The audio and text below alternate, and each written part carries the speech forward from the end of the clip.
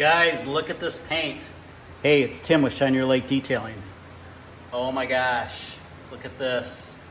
This is a black Mercedes C400. Into the shop like this. Stay tuned towards the end of the video. I'm going to show you what I use to take it from this to this.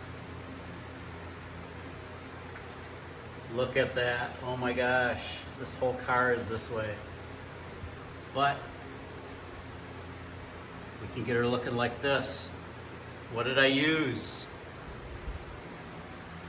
Sonax, Cutmax, IGL Solutions, F4 Renew,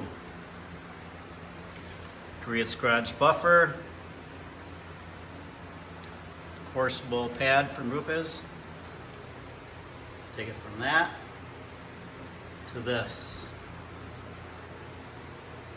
Alright guys, hey, please like and subscribe, hit that bell.